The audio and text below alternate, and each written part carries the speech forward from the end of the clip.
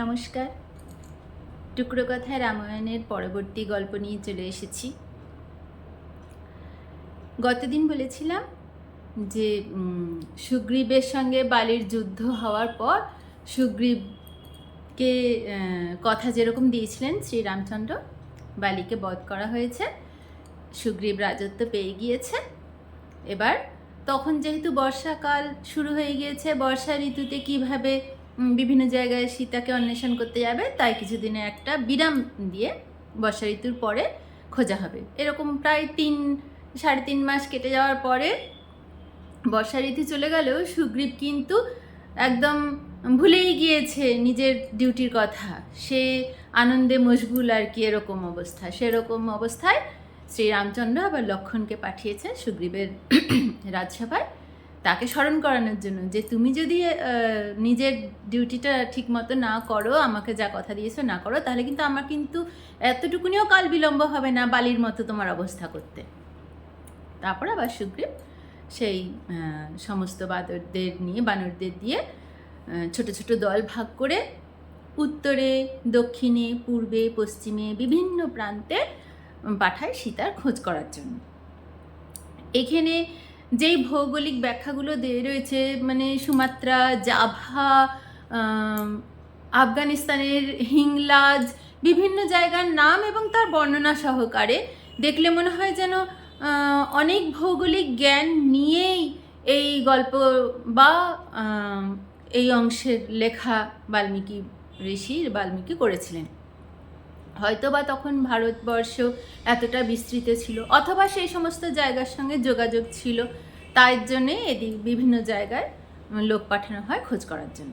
তো যেখান থেকেই যাচ্ছে সবাই ফিরে আসছে, কোনো খোঁজ পাচ্ছে না, কোনো খবর নেই। দক্ষিণেও পাঠানো হয়েছে, পাতালে পাঠানো হয়েছে, পাতাল থেকেও ফিরে এসেছে, কোথাও নেই।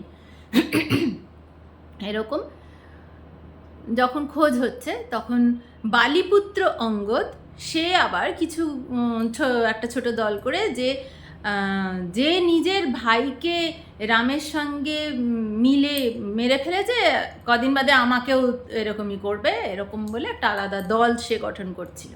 তখন হনুমান তাকে ডেকে বোঝাচ্ছে যে মতিভ্রম বালির হয়েছিল, সেরকম তুমি করো না। তুমি জানো বালির কিন্তু কি মতিভ্রম হয়েছিল, কোন দুষ্কর্মের জন্য তার এইটা শাস্তি হয়েছে। অকারণে ভাই ভাই ঝামেলা হয়ে কিন্তু বালিকে মারা হয়নি।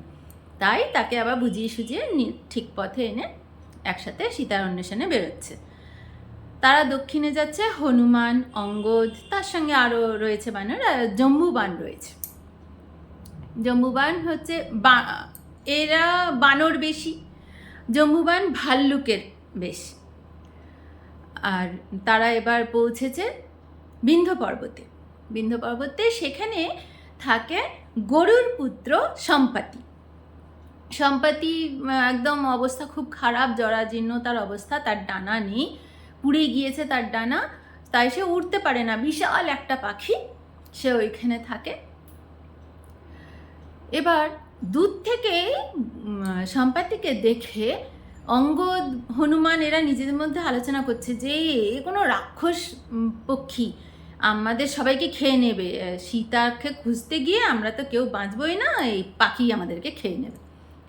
তখন বলছে যে ওই এক সীতাকে রক্ষা করতে গিয়ে ওদিকে জটায়ু নিজের প্রাণ দিয়েছে, আবার এখানে দেখছি আরেকটা রাক্ষস পাখি, ওই এক পক্ষী যেরকম জটায়ুর প্রাণ গিয়েছে, আমাদের কপি দলেরও সব প্রাণ যাবে। এবার জটায়ু নামটা শুনে সম্পাতি তখন ওখান থেকে বলছে, কে তোমরা? আমি আমার ভাইয়ের নাম শুনতে পাচ্ছি তোমাদের মুখে, আমার এত করুণ অবস্থা, এত কষ্ট, আমার ডানা নেই, আমি উঠে তোমাদের কাছে যেতে পারবো না। তোমরা হয় আমার কাছে এসে, নাহলে আমাকে নিয়ে গিয়ে বলো বৃত্তান্ত, কি বৃত্তান্ত জটায়ুর নাম তোমরা করলে। এরা বলছে, ও এটা খুব চালাক, নিজে নড়তে পারছে না, তাই ফাঁদে ফেলার জন্য আমাদেরকে কাছে ডাকছে, আমরা যেই কাছে যাব তখন আমাদেরকে গিলে খাবে। তখন সে বলছে যে না, আমার ভাইয়ের নাম শুনেছি তাই। তখন হনুমান বলছে, মরতে হবে, এমনিও মরতে হবে, অমনিও মরতে হবে, তার থেকে বরঞ্চ যাই গিয়ে দেখি। বলে সব অনেক বানরেরা তাকে তুলে নিয়ে এসে বসিয়ে বলে যে এরকম আমরা সীতার অন্বেষণ করতে বেরিয়েছি, আর জঙ্গলের মধ্যে জটায়ু বলে একটা পাখি ছিল, গরুর পুত্র, সে দেখেছিল রাবণ নিয়ে যাচ্ছিল সীতাকে তার পুষ্পক বিমানে। তখন সে তাকে আটকাবার চেষ্টা করায় রাবণ তার ডানা কেটে দিয়ে জটায়ু ভূমিতে পড়ে যায়। বাঁচাতে পারেনি সীতাকে, কিন্তু রামকে তার এই সংবাদ দেওয়ার পর সে মারা যায়। তখন তো সম্পাতি একদম ভেঙে পড়েছে, বলছে জটায়ু আমার ভাই, ছোট ভাই, গরুরের ছেলে সম্পাতি আর জটায়ু। তখন সম্পাতি নিজের গল্প বলছে যে ছোটবেলায় একবার আমরা দুই ভাই বলছিলাম সূর্যকে কে জড়িয়ে ধরতে পারি, গিলে খাবো, তার জন্য আমরা দুজন সেই আকাশে নিজেদের ডানা মেলে সূর্যকে ধরতে গিয়েছি যখন, তখন সূর্যকে জড়িয়ে ধরে তো ডানা পুড়ে যাবে, তাই ভাইকে নিজের ডানাটা বাঁচাবার জন্য নিজের জড়িয়ে ধরে সম্পাতির ডানা পুড়ে গিয়েছে। কিন্তু ভাইয়েরও খুব অবস্থা খারাপ ছিল, ভাই ওখানে থাকতো, বিন্ধ্য পর্বতে এখানে সম্পাতি থাকে। সে কোথাও যেতে পারে না, শিকার করতে পারে না, খেতে পারে না। তার পুত্র হচ্ছে সুপার্শ্ব, সে হিমালয়ে থাকে তার ফ্যামিলি নিয়ে, সেখান থেকে বাবার জন্য রোজ খাবার নিয়ে আসে। তো আমার ছেলে এর মধ্যে একদিন দেরি করেছিল, তখন আমি রেগে গিয়েছিলাম যে কেন আমি এখানে খিদেই ছটফট করছি, তুমি খাবার নিয়ে আসতে দেরি করেছো। তখন সুপার্শ্ব বলল যে রাবণ নাকি এরকম একজনকে সীতাকে হরণ করে নিয়ে যাচ্ছে, সেই দেখে আমি তো গিলেই খেতাম, তাকে রথশুদ্ধ গিলে খেতাম, কিন্তু আমার স্ত্রী হত্যা হবে সেই মনে করে আমি তারপর তোমার খাবার নিয়ে আসছিলাম, কিছুক্ষণ ওখানে আটকে গিয়েছিল আর কি, তাকে আটকাবার চেষ্টা করেছিল। তখন বুঝেছে যে ও তাহলে এই সীতাকেই রক্ষা করতে গিয়ে আমার ভাইয়েরও মারা গেছে। সে তো কিছুক্ষণ কান্নাকাটি করলো, ভেঙে পড়েছে ভাইয়ের মৃত্যু সংবাদ পেয়ে। তারপর বলল যে রাবণ কোথায় আছে তুমি কি জানো, তুমি তো এখানেই থাকো বিন্ধ্য পর্বতে। তখন সম্পাতি বলছে হ্যাঁ, এখান থেকে 100 যোজন দূরে লঙ্কায় থাকে রাবণ, ওইখানেই নিয়ে গিয়েছে সীতাকে, তুমি যাও, তোমরা যাও। তখন হনুমান, অঙ্গদ এরা দেখছে যে 100 যোজন সমুদ্রে এখান দিয়ে কিভাবে পেরোনো যাবে, সমুদ্রের জলের ওপর দিয়ে 100 যোজন তো আমরা দেখতেই পাচ্ছি না। বলছে দেখো না, তারা অনেক দেখার চেষ্টা করলো, লঙ্কা তো কেউ দেখতেই পেল না, 10-12 যোজন দূরে আর জিনিস দেখতেই পাচ্ছে না, চারিদিকে জল আর জল। তখন বলছে ওখানে গিয়ে লাফ দাও, তোমরা তো হনুমান, লাফ দিয়ে চলে যাও। লাফ দিয়ে কি করে যাব, 100 যোজন পথ, এখান থেকে লাফ দিয়ে, কেউ বলছে আমি 10 যোজন লাফাতে পারি, কেউ বলছে 50 যোজন, অঙ্গদ বলেছে যে কেউ 80 যোজন, অঙ্গদ বলেছে আমি 100 যোজন লাফিয়ে যেতে পারবো, কিন্তু ওই লাফ দিয়ে যেতে আমার যে কায়িক শ্রমটা হবে, ফিরে আসতে পারবো না, তাহলে আমি তো খবরটা দিতে পারবো না। এইসব তাদের মধ্যে আলোচনা হচ্ছে যে কে যাবে, কিভাবে খবর আনা যায়, ওখানে আদৌ সীতাকে রেখেছে কি না। তখন জম্বুবান হনুমানকে বলছে যে তুমি পারবে, তোমার ক্ষমতা রয়েছে, তুমি দেখো পারবে বলে হনুমানকে আর কি উৎসাহ দিচ্ছে, তাকে মনে করাচ্ছে তোমার মধ্যে এই সব ক্ষমতা রয়েছে, তুমি জানোই না, এগুলোকে ইউজ করো।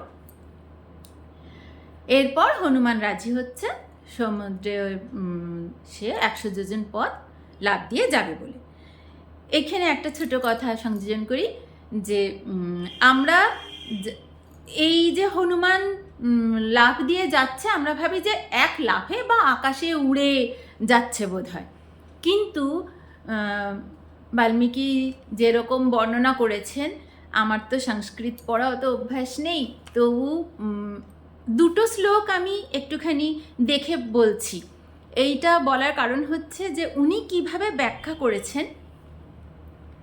তস্যাম বর্গতৌ বাহু তদৃশাতে প্রসারিতৌ পর্বতাগ্রা বিনিষ্ক্রান্তৌ পঞ্চস্বা বিবকন্নকৌ, মানে পঞ্চমুখী সাপের ফনার মতো হাতগুলো মুক্ত বাহুতে একবার করে বার করছে, একবার করে ঢোকাচ্ছে হনুমান লাফ দিয়ে গিয়ে। তারপর বিভন্নিভ বভৌ চাপি সুর্মি চাকম মহার্ণবম পিপাসুরি বচাকাশম দদৃশয় স মহাকপি, মানে মহাকপি মানে মহা একটা বড় রূপ, সে মনে হচ্ছে সমুদ্রকে যেন পুরো পান করে নেবে, এরকম জলের তাকে দেখাই যাচ্ছে না, সমুদ্রের থেকে বিশাল যেন নিজে হয়ে গিয়েছে এরকমভাবে একবার হাত শূন্য বাহুতে বাতাসে তুলছে, মনে হচ্ছে যেন পুরো পঞ্চমুখী সাপের ফোনা উঠছে তার আঙুলগুলো, হাতগুলো আর কি এরকমভাবে। আর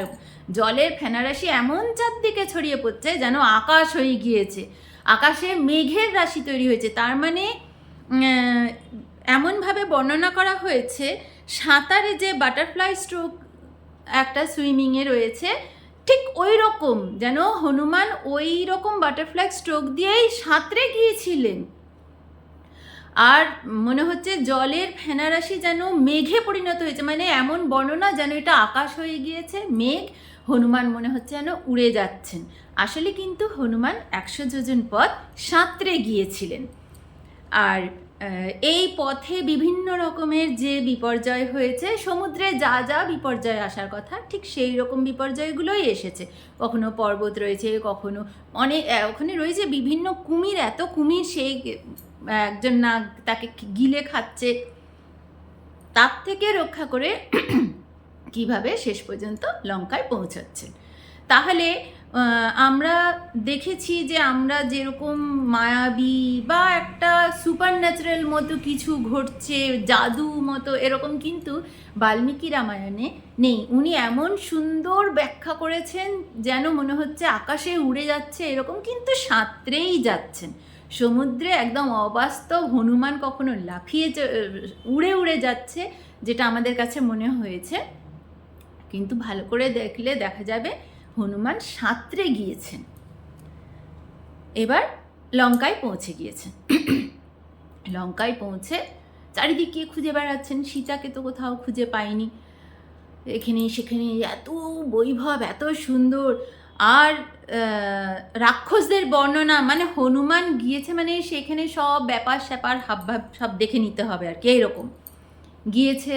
গিয়ে দেখছে সেখানকার লোক লস্কর কীরকম, অনেক হাতি ঘোড়া, আর যেরকম পুষ্পক বিমান একটা নয়, ওরকম বিভিন্ন রকমের বিমান যান আর কি, গাড়ি যেরকম পার্কিং লট থাকে সেরকম সব পরপর রাখা রয়েছে, অনেক হাতি ঘোড়া রয়েছে। তার মধ্যে কিছু হাতির 2টো দাঁত, কারোর আবার 4টে দাঁত। এইখানে একটা জিনিস মানে আমরা দেখেছি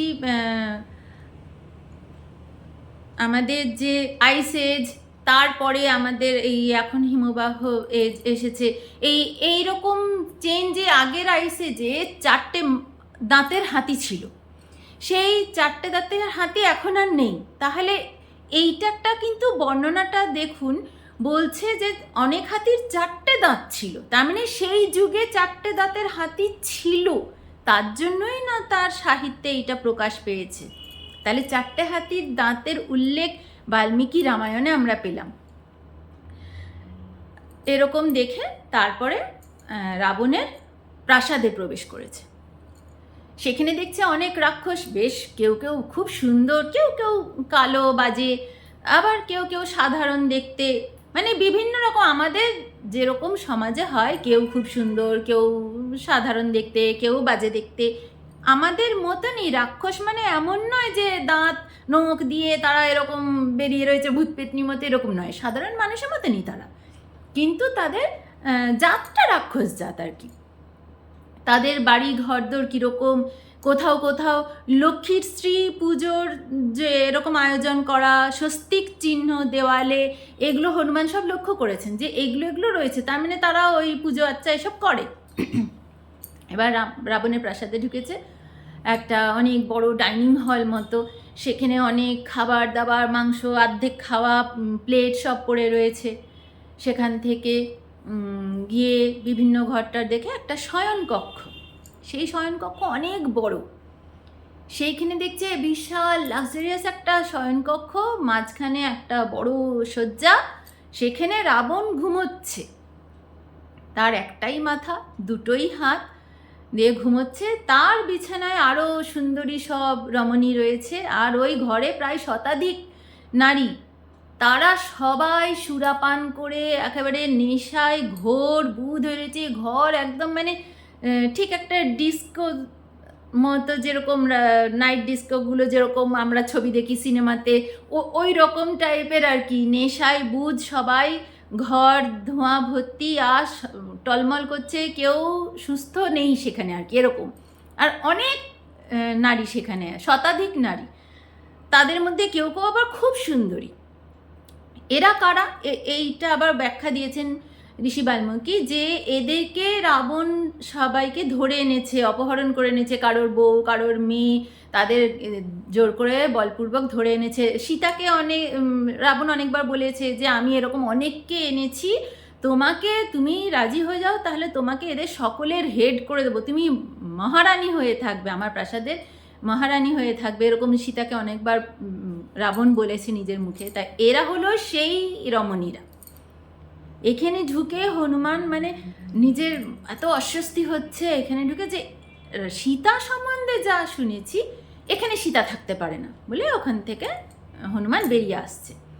বেরিয়ে এসে তখন ভাবছে যে এইরকম চিত্র এখানে কি হতে পারে। ও একের পর এক বাজে খেয়াল মাথায় আসছে, যে রাবণ কি সীতাকে মেরেই ফেলেছে, বা হয়তো সীতা নিজেই নিজেকে মেরে ফেলেছে আর রক্ষা করতে পারেনি রাবণের হাত থেকে। কি হয়েছে, আমি এখন রামকে গিয়ে কি সংবাদ দেব, এর থেকে নিজেকে আমি নিজেই শেষ করে দিই, তাহলে আর এই চিত্র আমি গিয়ে কি করে ব্যাখ্যা করবো, এর থেকে নিজে মরে যাওয়া ভালো বলে একবার সুইসাইড করবে ভাবছে হনুমান।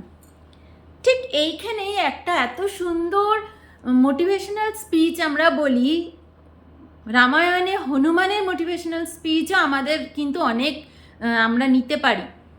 এখানে হনুমানজি বলছে, আরেকটা ছোট্ট শ্লোক বলছি, বিনাশে বহুব দোষাহ জীবন প্রাপ্তম কি ভদ্রম, মানে জীবনকে যদি নাশ করে দিই, মানে আত্মহত্যা করি, সেটা মানে আত্মহত্যা মহাপাপ, তাহলে তো কোনো কিছু আমরা করতে পারলাম না, শেষ করে দিলাম নিজেকে, তাহলে আর কি হলো ফল। জীবন প্রাপ্তম ও কি ভ্রদম, জীবন প্রাপ্তম ও কি ভ্রদম, মানে জীবনটা যে পেয়েছি, জীবনটাকে যদি রাখি, তাহলে তো আমার সিচুয়েশনটা আরও ভালো কি করা যায় সেটা চেষ্টাটা করতে পারবো। তাহলে যা অবস্থা রয়েছে এর থেকে সিচুয়েশন ভালো কিছু চেষ্টা করলে তবে তো ভালোটা হবে। আমার খারাপ আমি দেখে যদি নিজেকে শেষই করে দিই, ভালো চেষ্টাটাই না করি, তাহলে আর কি করে আমি ভালোর আশা করব। ভালো তো হবেই না, নিজেকে শেষ করব আর কারোরই ভালো হলো না, নিজেকে শেষ করে তাহলে কোনো সেটা সলিউশন হবে না। তাহলে আমার এখন কি দরকার, I must focus on duty, কী করতে হবে সেইটার দিকেই আমাকে ফোকাস করতে হবে। হনুমান তখন বললো যে এখান থেকে বেরিয়ে খুঁজি দেখি। হঠাৎ মাথায় আসলো রাবণের তো এখানে সেই এক বাগান রয়েছে, অশোক কানন, এত সুন্দর, তার স্বর্গের মতো নাকি সেই বাগান, তাহলে সেইখানটা তো দেখা হয়নি। তখন হনুমান অশোক কাননের দিকে গিয়েছে, দূর থেকে দেখছে যে এক সুন্দরী রমণী নিস্তেজ হয়ে কেঁদে কেঁদে ঝিমিয়ে পড়েছে, সে অশোক কাননের এক গাছের নিচে বসে রয়েছে, আর অনেক রাক্ষসীরা তাকে পাহারা দিয়ে রয়েছে, চারিদিকে অনেক ফল ফুলাদি এরকম ভর্তি সুন্দর বাগান, তার মাঝখানে সীতা একা বসে কাঁদছে। আজকে এই পর্যন্তই, আবার আরেক দিন। ধন্যবাদ।